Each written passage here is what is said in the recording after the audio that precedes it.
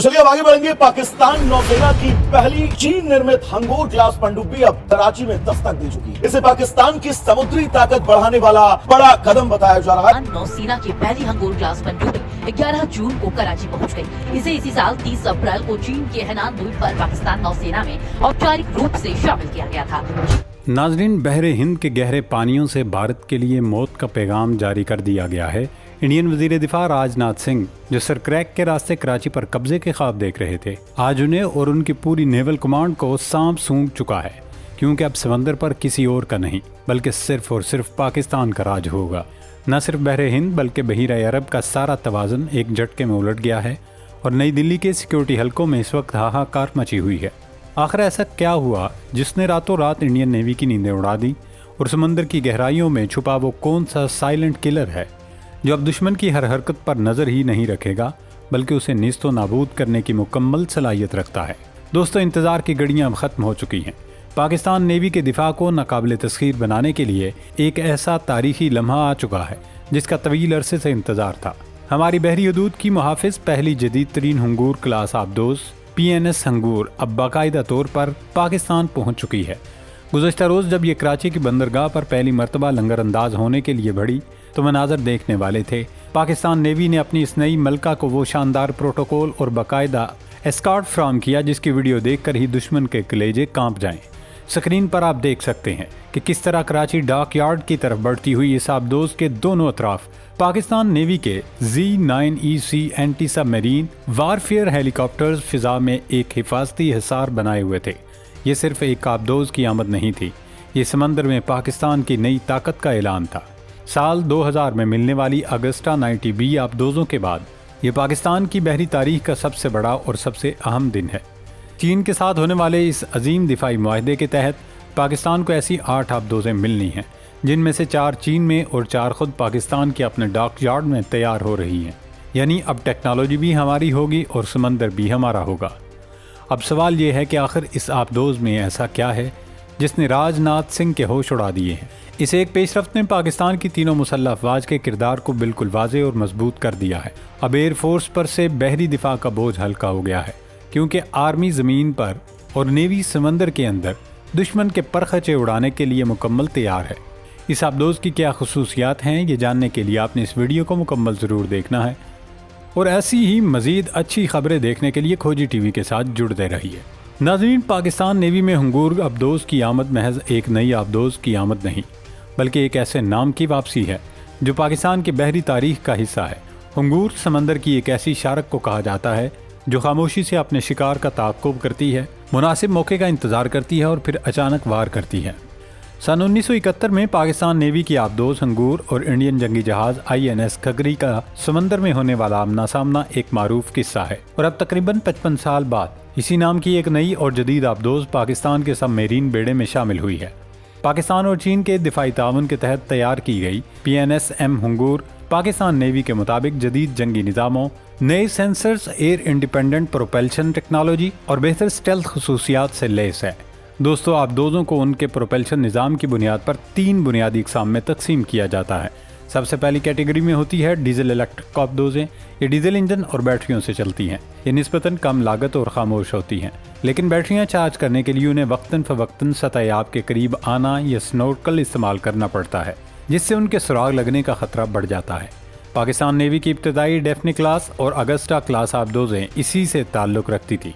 फिर बारी आती है एयर इंडिपेंडेंट प्रोपल्शन आबदोज़ों की। ये जदीद रिवायती आबदोज़ें हैं जिनमें ऐसा निज़ाम नस्ब होता है जो उन्हें तवील अरसे तक ज़ेरे आब रहने की सलाहियत देता है।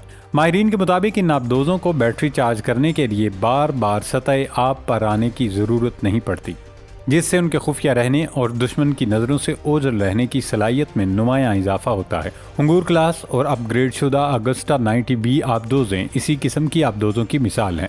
इनकी खामोशी और तवील मुद्दत तक ज़ेरे आब रहने की सलाहियत उन्हें साहली और महदूद समंदरी इलाकों में ख़ास तौर पर मौसर बनाती है। तीसरे नंबर पर होती है जोहरी ताकत से चलने वाली आबदोज़ें। ये एक जोहरी रिएक्टर से तवानाई हासिल करती हैं, जिसकी बदौलत ये महीनों तक बग़ैर सतह पर आए ज़ेरे आब रह सकती हैं और तवील फासले तक कार्रवाई करने की सलाहियत रखती हैं। इनकी रफ्तार, ऑपरेशनल रेंज और बर्दाश्त रिवायती आबदोज़ों से कहीं ज़्यादा है। जोहरी आबदोज़ें अमूमन 2 बड़ी इक़साम में तकसीम की जाती हैं। حملہ آور آبدوزیں جو دشمن کے بحری جہازوں اور آبدوزوں کے خلاف استعمال ہوتی ہے ان کو SSN کہتے ہیں، اور بلاسٹک میزائل بردار آبدوزیں SSBN یہ جوہری قوت کا اہم حصہ سمجھی جاتی ہیں۔ امریکہ، روس، چین، برطانیہ، فرانس اور انڈیا ان ممالک میں شامل ہیں جن کے پاس جوہری آبدوزیں موجود ہیں۔ ناظرین، ان آبدوزوں کی سب سے اہم خصوصیت میں سے ایک AIP سسٹم ہے جو انہیں زیادہ دیر تک سمندر کے اندر رہنے میں مدد دیتا ہے۔ عام روایتی آبدوزیں تقریباً 1 ہفتے تک پانی کے اندر رہ سکتی ہیں، جبکہ یہ آبدوز 25 سے 26 دن تک زیر آب رہ کر اپنی نگرانی اور آپریشنز جاری رکھ سکتی ہے۔ اس لیے زیر سمندر رہنے کی صلاحیت کے حوالے سے یہ آبدوز پاکستان نیوی کے لیے انتہائی اہم ہے۔ دوسری اہم چیز اس کا ہتھیاروں کا نظام ہے۔ حال ہی میں چین نے اسی کلاس کی آبدوزوں کے ساتھ اپنے YJ-19 ہائپرسونک اینٹی شپ میزائلز کے تجربات کیے ہیں۔ سب میرین سے لانچ ہونے والے میزائلز کے لیے ضروری ہوتا ہے کہ انہیں آبدوز کے ڈیزائن اور ٹارپیڈو ٹیوبز کی صلاحیت کے مطابق بنایا جائے۔ YJ-19 سے متعلق اطلاعات ہیں کہ یہ ہنگور کلاس آبدوزوں کے اندر فٹ ہو سکتا ہے، جس سے یہ آبدوز لمبے فاصلے تک مار کرنے والے اینٹی شپ میزائلز فائر کرنے کی صلاحیت رکھ سکتی ہے۔ یہ ایک اہم پہلو ہے کہ ہنگور کلاس کے آنے سے پاکستان کی اینٹی شپ صلاحیت مزید جدید ہو سکتی ہے۔ خاص طور پر دشمن کی بحری قوتوں کے لیے یہ ایک بڑا چیلنج بن سکتی ہے۔ جب یہ آبدوزیں پاکستان نیوی کے بیڑے میں شامل ہو جائیں گی تو یہ ہماری سب سے جدید آبدوزیں بن جائیں گی۔ ظاہر ہے کہ پاکستان کی سمندری سیکنڈ سٹرائک صلاحیت یعنی سمندر سے جوہری ہتھیار استعمال کرنے کی صلاحیت میں بھی ان کا کردار اہم ہو سکتا ہے۔ اس وقت مکمل سیکنڈ سٹرائک صلاحیت جس میں نیوکلیئر آبدوز اور سب میرین لانچ بلاسٹک میزائل شامل ہوتے ہیں پاکستان کے پاس موجود نہیں ہیں، لیکن پاکستان نیوی نے اس حوالے سے اگلا بہترین طریقہ اختیار کیا ہے اور اپنی بابر سیریز کروز میزائلز کو آبدوزوں کے ساتھ بطور جوہری صلاحیت رکھنے والے پلیٹ فارم کے طور پر استعمال کیا جا رہا ہے۔ چونکہ ہنگور کلاس آبدوزیں زیادہ قابل اور زیادہ دیر تک زیر آب رہنے کی صلاحیت رکھتی ہیں، اس لیے یہ اس کردار کے لیے ایک مضبوط پلیٹ فارم بن سکتی ہیں۔ جوہری ہتھیاروں کی ترسیل کا کردار انتہائی حساس ہوتا ہے، اس لیے یہ ذمہ داری عام طور پر سب سے بہترین پلیٹ فارمز کو دی جاتی ہے۔ اس صورت میں ہنگور کلاس آبدوزیں یہ کردار سنبھال سکتی ہیں کیونکہ یہ زیادہ دیر تک سمندر میں چھپی رہ سکتی ہیں۔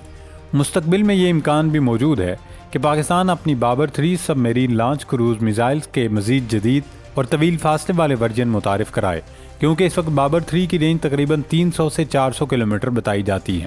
اس لیے مستقبل میں اس کے بہتر ورژن کو ہنگور کلاس آبدوزوں کے ساتھ شامل کیا جا سکتا ہے۔ تو سب سے پہلے AIP سسٹم ہنگور کلاس کو ایک قابل آبدوز بناتا ہے، پھر ممکنہ ہائپرسونک اینٹی شپ میزائلز اسے ایک خطرناک پلیٹ فارم بنا سکتے ہیں۔ دوستو، یہ تمام عوامل مل کر ہنگور کلاس آبدوز کی آمد کو ایک خاص واقعہ بناتے ہیں۔ اب تک صورتحال یہ تھی کہ پاکستان کی تینوں مسلح افواج کے کردار ایک دوسرے کے ساتھ کافی حد تک مل رہے تھے اور بعض جگہوں پر دباؤ پیدا ہو رہا تھا۔ مثلاً پاکستان ایئر فورس کے پاس ایک سے زیادہ ذمہ داریاں تھیں، جیسے بھارت کے اندر طویل فاصلے کے حملے کرنا اور ساتھ ہی دشمن کے ایئرکرافٹ کیریئر گروپس کے خلاف بحریہ کو مدد دینا۔ اس وجہ سے ایک ایسی صورتحال بن رہی تھی جہاں ذمہ داریاں مکمل طور پر الگ الگ نہیں تھیں۔ اب پاکستان آرمی نے اپنے مخصوص کردار کے لیے صلاحیتیں حاصل کر لی ہیں، یعنی گہرائی میں موجود اہداف کو نشانہ بنانا۔ پاکستان نیوی کا کردار دشمن کے طیارہ بردار بحری گروپس کو روکنا ہے اور اس کے لیے ہنگور کلاس آبدوزیں ایک اہم پلیٹ فارم بن سکتی ہیں۔ یوں پاکستان کی تینوں افواج اپنی اپنی مخصوص صلاحیتوں کے ساتھ زیادہ بہتر انداز میں کام کر سکتی ہیں۔ ناظرین، مجموعی طور پر دیکھا جائے تو پاک بحریہ کے بیڑے میں اس نئی ٹیکنالوجی کی شمولیت محض روایتی ہتھیاروں کا اضافہ نہیں بلکہ خطے کے بحری دفاع میں ایک بڑے اسٹریٹجک بگاڑ کو متوازن کرنے کا کامیاب کوشش ہے۔ جدید ترین پروپلشن اور طویل مدت تک اوجل رہنے کی یہ صلاحیت دشمن کی بحری برتری کے گھمنڈ کو توڑنے اور سمندری حدود میں طاقت کا توازن برقرار رکھنے میں کلیدی کردار ادا کرے گی۔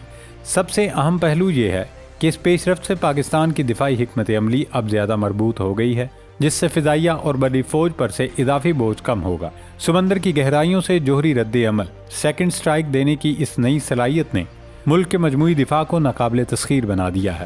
مستقبل کے تناظر میں یہ بحری طاقت نہ صرف دشمن کی کسی بھی جارحیت کا فوری اور مہلک جواب دینے کی ضامن ہے۔ اللہ رب العزت پاک سرزمین کی حفاظت فرمائے اور ہم سب کا حامی و ناصر ہو۔ پاکستان زندہ باد۔